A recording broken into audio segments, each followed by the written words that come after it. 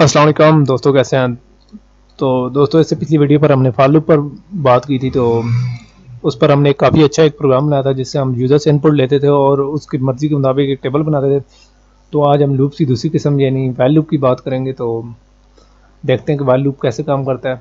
तो while loop का सबसे पहले मैं आप लोगों को सिंटैक्स बता देता हूँ। तो व्हाइल लूप का मैं सिंटैक्स लिखता हूँ, ठीक है। तो वो है व्हाइल कंडीशन इज़ ट्रू और फिर उसके बाद स्टेटमेंट। तो ये लूप तब तक काम करता है जब तक कंडीशन दुरुस्त रहती है। जैसी फॉल्स होती है तो ये लूप काम करना बंद कर देता है, ठीक है। और इसके बाद हम एक छोटा सा प्रोग्राम बनाएंगे, ठीक है। तो उस प्रोग्राम की मदद से इस लूप को समझेंगे। तो चूँकि आप लोगों ने इसका सिंटैक्स तो देख लिया व्हाइल लूप, तो फिर भी मैं दोबारा लिखता हूँ व्हाइल कंडीशन और कर्ली ब्रेसेस में स्टेटमेंट, ठीक है। ये आप कोई भी C++ का प्रोग्राम बनाएंगे तो इसी तरह ही काम करेगा। तो ये है तो फॉर लूप की तरह ही, यानी थोड़ी बहुत मुशाबहत लगता है, लेकिन फॉर लूप में बड़ी फ्लेक्सिबिलिटी थी, इसमें थोड़ी कम फ्लेक्सिबिलिटी है कि इसमें क्योंकि यूज़र का ज़्यादा काम है। फॉर लूप में आप लूप ही काफ़ी सारा काम कर देता था। तो ये लूप तब तक काम करता रहेगा जब तक कंडीशन ट्रू रहती है, ठीक है। जैसी कंडीशन फॉल्स हुई है काम उसका क्या नाम है करना स्टॉप कर देगा। तो व्हाइल कंडीशन लिखते हैं x इज इक्वल टू और या लेस देन इक्वल टू 5। तो हम प्रिंट करा लेते हैं। क्या प्रिंट कराते हैं हम लोग?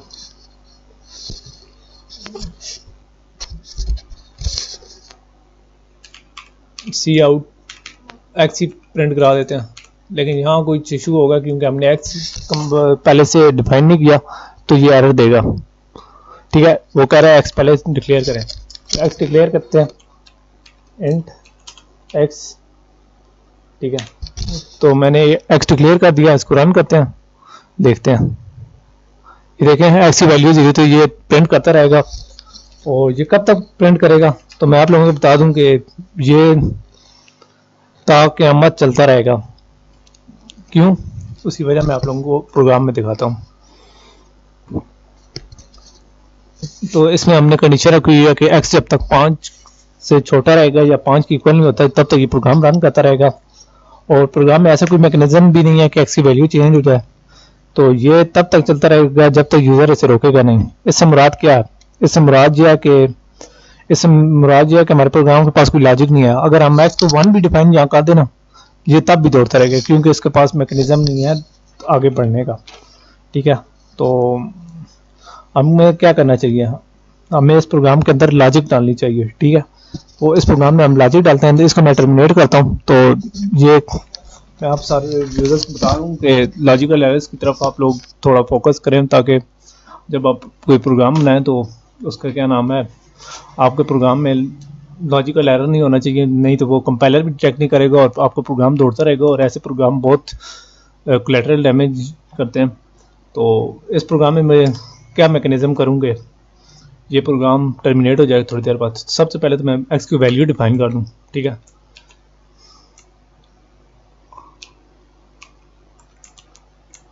ठीक है, तो एक्स की वैल्यू मैं कैसे डिफाइन करूँ? तो एक्स की वैल्यू मैंने 0 डिफाइन कर दी है, और दूसरी जो लॉजिक डालनी है वो क्या है, इसमें इंक्रीमेंट की स्टेटमेंट डालनी है। तो वो मैंने प्लस प्लस डाल दिया, यानी जो मैंने आपको पहले आज से 2 लेक्चर पहले बताया था वही डाल दिया। और रन करते हैं, देखते हैं 0 1 2 3 4 5, ठीक है। इसने 0 से स्टार्ट किया और 5 तक वैल्यू प्रिंट किया, ठीक है। और इसके बाद मैं इसके बाद एंड लाइन कर देता हूँ ताकि हमारा प्रोग्राम थोड़ा सा अच्छा लगे, ठीक है। तो अब मैं रन करता हूँ। तो जनाब इसने 0 से लेकर 5 तक काउंटिंग कर दी है, ठीक है। तो अब मैं इस प्रोग्राम को इसमें थोड़ी सी ज़्यादा लॉजिक डालता हूँ, ठीक है। तो इसमें मैं एक ऐसा प्रोग्राम करता हूँ जो कि यूज़र से इनपुट लेगा और उनको आपस में नंबर्स को सेव करता रहेगा। एक्स की वैल्यू मैं 1 कर देता हूँ ताकि ये सिर्फ 5 नंबर ही ले। चलें इसको पहले मैं रन करके चेक करता हूँ कि ये ठीक तरीके से काम कर रहा है कि नहीं। तो जी 1 से लेकर 5 तक इसने नंबर प्रिंट कर दिए। पहले एक्स 1 था, इसने आगे कंडीशन चेक किया, ठीक है। उसने इस तरह किया, उसके बाद कंडीशन एग्जीक्यूट की और इसके बाद एक्स की वैल्यू में 1 का इंक्रीमेंट कर दिया, तो 1 से 2 हो गई। और फिर ये दोबारा लूप में गया और उसकी वैल्यू को चेक किया, तो 2 को 5 के साथ कंपेयर किया जो कि 5 से छोटी थी तो फिर ये रन हुआ, इस तरह से ये चलता रहा। इवन कि जब 5 हुआ है तो तब भी ये इसने रन किया। जैसे ही 5 के बाद इंक्रीमेंट x प्लस प्लस से हुआ है, यानी इंक्रीमेंट ऑपरेटर से, तो वैल्यू 6 हुई तो कंडीशन पास होती गई, तो ये टर्मिनेट होकर नेक्स्ट स्टेटमेंट यानी रिटर्न 0 पर चला गया था। तो अब मैं एक यूज़र से कुछ नंबर्स लेता हूँ, ठीक है, तो और उनको आपस में ऐड कराता हूँ और उनका सम यूज़र को दिखाता हूँ। तो वो कैसे होगा तो मैं आप लोगों को बताता हूँ। इंट एक और इंटीजर टाइप का नंबर लेता हूँ जो कि जिसकी यूज़र से इनपुट लूँगा, तो वो हो जाता है नम, ठीक है। तो वो 0 में रख लेता हूँ। जो कभी भी प्रोग्राम में कोशिश करेंगे जो भी नंबर आप लिखें उसको कोई ना कोई वैल्यू 0 ही बेशक असाइन कर दें शुरू में, और उसके बाद सम कर देते हैं, ठीक है, ठीक है। इसकी वैल्यू भी मैं 0 कर देता हूँ ताकि जो पहले उस मेमोरी लोकेशन पर कोई चीज़ पड़ी है तो उस पर 0 राइट हो जाए, ठीक है। तो अब मैं यूज़र से चाहता हूँ कि यूज़र से मैं इनपुट भी लेना चाहता हूँ, तो लूप के अंदर लेता हूँ ताकि 5 मरतबा मैं इनपुट लूँ और 5 नंबरों को ऐड करूँ सम के अंदर। तो मैं यूज़र से क्या कहूँगा, इनपुट इंटर द फर्स्ट की बजाय मैं क्या करूँ, फर्स्ट मैं लिखना चाहता हूँ सेकंड के साथ सेकंड। तो उसका तरीका ये है कि मैं यहाँ x और उसके साथ th लिख देता हूँ, ठीक है, x, ठीक है। इसके बाद फिर स्ट्रिंग लिखता हूँ डैश th नंबर, ठीक है। ये यूज़र से इनपुट लेगा, ठीक है। अब ये यूज़र से नंबर तो ले लेगा, इसे स्टोर किस में करेगा तो उसके लिए भी मुझे एक देना पड़ेगा। तो उसके लिए मैं क्या करूँगा, नम यानी नंबर में मैं स्टोर करा दूंगा। तो यहाँ मैं एंड लाइन भी डाल देता हूँ ताकि हमारा प्रोग्राम अच्छा लगे। और ये तो यूज़र से इसने इनपुट ले ली, तो अब वो क्या करना चाहता है, अब मैं चाहता हूँ कि इसके अंदर मैं सम भी इंटर करूँ, ठीक है। तो सम कैसे होगा, तो सम का तरीका ये है, sum is equal to sum plus number, यानी सम की वैल्यू 0 है तो ये सम में एक नंबर ऐड कर देगा ये, ठीक है। तो अब यहाँ तक तो हो गया। अब एक्स की वैल्यू के मैकेनिज्म यही है कि एक्स की वैल्यू एक एक इंटर होती रहेगी और एंड पे मैं चाहता हूँ कि यूज़र को मैं कोई आउटपुट भी दिखाऊँ कि जो उसने नंबर दिया है उसकी क्या उसका काउंटिंग वगैरह हुई है। उसके 2 तरीके हैं, एक मैं हर स्टेटमेंट के साथ दिखाता हूँ कि इतने हो गए तेरा जी, मतलब ये कि सम एट दी एंड ऑफ, ठीक है। इसके बाद मैं यूज़र का एक्स की, ठीक है,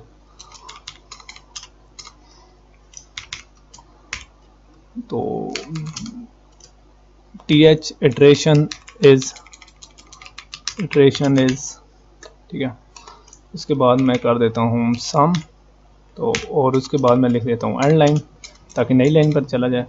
तो ये एक तरीके मैकेनिज्म ये है, किस तरीके से मैं रन कर लूँ।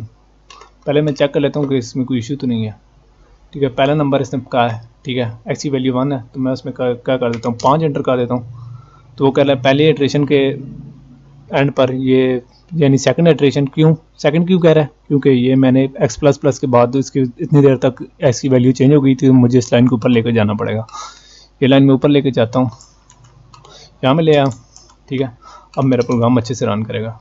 चलें रन करता हूँ, ठीक है। पहले नंबर की वैल्यू 5 मैंने दी थी, ठीक है। वो कह रहा है फर्स्ट इटरेशन के एंड पर 5 वैल्यू आ गई, सेकंड इटरेशन की वैल्यू वो मुझसे मांग रहा है, तो मैंने सेकंड नंबर 10 दे दिया तो उसने कहा 15 हो गए। तीसरा नंबर मैंने 15 कर दिया तो 30 हो जाने चाहिए, और फिर मैंने चौथा नंबर 30 दे दिया तो 60 हो गए, और मैंने अब 60 दे दिया तो 5वें नंबर पर 120 हो गया, ठीक है। तो अब मैं चाहता हूँ कि ये जो लाइन है ये मैं प्रोग्राम के एंड पर लिखूँ, ठीक है। यानी जब मेरा ये सारा प्रोग्राम रन हो जाए तो उधर हो जाए। मेरा इतना कोई इशू नहीं है, यहाँ भी लिखा रहा तो कोई नहीं है, ठीक है। तो इस तरीके से यूज़र से इटरेशन नंबर्स देगा और उनको एग्जीक्यूट करता रहेगा। मतलब पहला 1 तो फर्स्ट इटरेशन पर 1, दूसरा 2, तीसरा 3, चौथा 4 और 5वां 5, ठीक है। इस तरीके से हमने कर लिया। तो अगर ये प्रोग्राम मैं इन्फिनाइट करना चाहूँ, जैसे पहले वो लगातार चलता रहे, तो वो उसका क्या तरीक़ाकार है, तो उसके लिए प्रोग्रामर कंडीशन में 1 डाल देते हैं और ये प्रोग्राम लाइफ टाइम चलता रहता है। मतलब फर्स्ट इटरेशन पर मैंने डाल दिया 5, ठीक है, सेकंड पर मैंने 50, थर्ड पर मैंने कोई नंबर डाल दिया, फोर्थ पर मैंने कोई और डाल दिया, सिक्स पर मैंने, इस तरीके से ये रन करता रहेगा। जो भी वैल्यूज डालता रहूँगा तो ये रन होती रहेंगी, ठीक है, ये ताक़यामत रन करता रहेगा, ठीक है। तो अगर इसके अंदर मैं कोई कंडीशन डाल दूँ कोई और, तो ये प्रोग्राम हम टर्मिनेट भी कर सकते हैं। तो अभी हम वो कंडीशन नहीं डालेंगे। तो मैं चाहता हूँ कि अब इसके साथ साथ आप लोगों को एक छोटा सा वो करके दिखा दूँ। एक टेबल भी बना लेते हैं जैसे कि हम पहले करते थे। तो टेबल किस तरीके से बनाना है, तो उसका तरीक़ाकार मैं आपको बताता हूँ। तो उसके लिए हमारे पास हम इस तरह करते हैं कि यूज़र्स को कह देते हैं कि वो हमें एक नंबर बताए जिसका वो टेबल लेना चाहता है, तो हम उसको टेबल को बनाते रहेंगे। चले मैं आप लोगों को दिखाता हूँ, ठीक है। एक्स की वैल्यू 1 मैंने कर दी, नंबर मैंने 0 कर दिया, और मैं यूज़र से ये इनपुट भी मांग लेता हूँ प्रोग्राम के शुरू में। ये सी आउट से मुझे पता चल जाएगा, यूज़र से इनपुट ले सकता हूँ, ठीक है।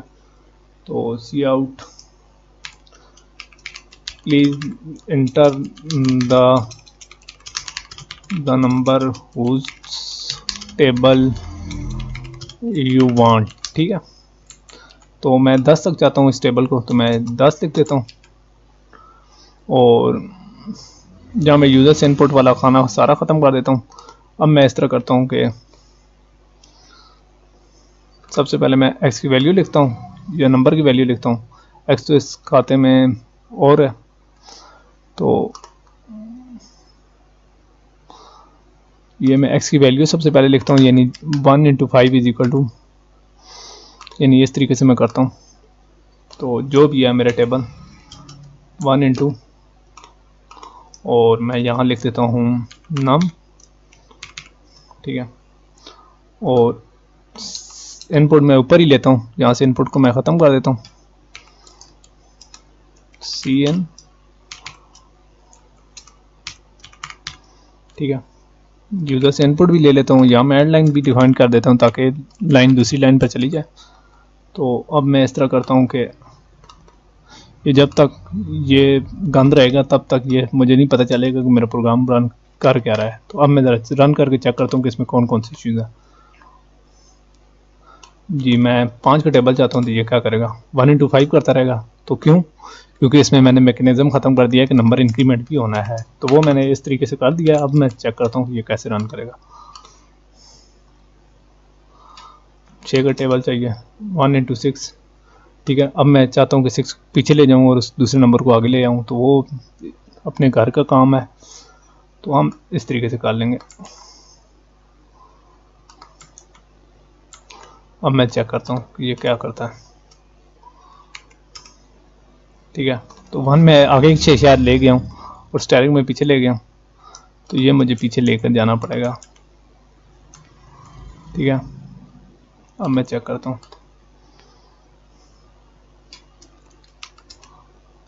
ठीक है। तो मैंने गलती क्या किया, मैंने नंबर पीछे लिखना है और एक्स उधर डालना है, तो इनकी लोकेशन सिर्फ चेंज करनी है एक्स, ठीक है। अब मैं रन करके चेक करता हूँ 9 × 1, ठीक है। तो इनकी ये तो मैंने लिख दिया, लेकिन मैंने इनकी मल्टीप्लिकेशन नहीं की, तो वो मैं कैसे करूँगा। तो वो मैं इधर आगे एक इक्वल टू की स्ट्रिंग भी डाल देता हूँ। तो यहाँ मैं इस तरह करता हूँ एक्स डायरेक्ट नम कर देता हूँ,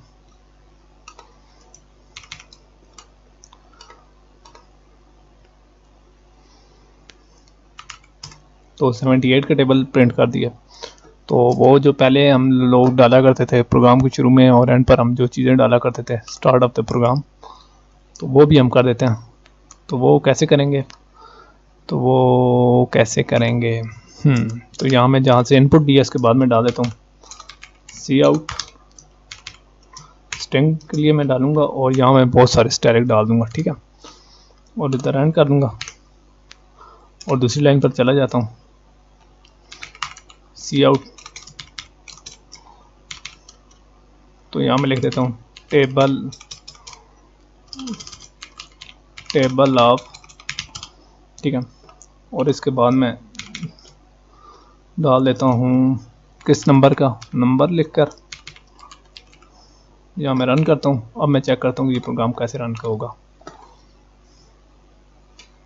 10 का जैसे टेबल है, टेबल ऑफ 10, तो मैंने एंड लाइन नहीं किया इस लाइन के एंड पर, तो मुझे यहाँ भी एंड लाइन करना पड़ेगा ताकि मैं दूसरी लाइन पर चला जाऊँ। चलिए जी रन करते हैं, अब चेक करते हैं। मतलब मैं 11 का टेबल देखना चाहता हूँ, टेबल ऑफ 11, तो मैं चाहता हूँ कि उसके नीचे भी उस तरह के स्टाइल डालूँ, तो वो मैं डाल देता हूँ ताकि हमारे प्रोग्राम की खूबसूरती बरकरार रहे, ठीक है। तो रन करते हैं और चेक करते हैं कि हमारा प्रोग्राम कैसे रन होगा। 11, तो टेबल ऑफ 11 हो गया, ठीक है। अब मैं चाहता हूँ प्रोग्राम के एंड पर मैं कुछ अलविदाई फिक्रात भी लिखूं, तो ये मैं लाइन ख़त्म कर देता हूँ। ये मैं थोड़ा सा इधर करके एंड ऑफ द प्रोग्राम मैं इस तरीके से लिखता हूँ ताकि यहाँ भी मैं इस तरीके से करके टेबल ऑफ को F11 कर देता हूँ। 87 का टेबल मैंने लिखा, तो एंड ऑफ द प्रोग्राम, यानी ये अच्छे तरीके से हो गया। तो अगर आप चाहते हैं कि इन लाइन्स को भी दरमियान में लाना चाहते हैं तो आप सी आउट पर बहुत सारी स्पेसेस डाल लें, मतलब यहाँ आप ये कर लें और ये कर और इसके साथ ये डाल लें और फिर चेक कर लें, आपको दरमियान में आ जाएंगे। मतलब 76 का टेबल है, तो ये टेबल आपका इस तरीके से भी हो सकता है। तो दोस्तों इसके साथ ही मैं इजाज़त चाहता हूँ। तो इसके बाद हम जो हमारा आखिरी लूप रह गया तो वो हम डिस्कस करेंगे और उसके बाद हम थोड़ा सा एडवांस प्रोग्रामिंग की तरफ बढ़ेंगे। तो दोस्तों मैं आप लोगों से यही रिक्वेस्ट करूँगा कि प्रोग्रामिंग की प्रैक्टिस करें। कोई चीज़ नहीं समझ आती तो कमेंट करें, मैं आप लोगों के लिए नई वीडियो दिखा दूँगा। और अगर आप लोगों को बिल्कुल मेरी कोई समझ नहीं आ रही या मैं सही तरीके से एक्सप्लेन नहीं कर पा रहा तो परेशान होने की कोई ज़रूरत नहीं है, क्योंकि इसके एंड पर हम एक और सीरीज़ स्टार्ट करेंगे, यानी एडवांस सीरीज़। ये तो सिर्फ उन लोगों के लिए जो जल्दी C++ सीखना चाहते हैं, जिन लोगों के एग्ज़ाम आ गए वो कहते हैं हमने जल्दी सीखना है, तो उनके लिए। तो दूसरे लोगों के लिए मैं फिर बना दूंगा, तो कोई परेशानी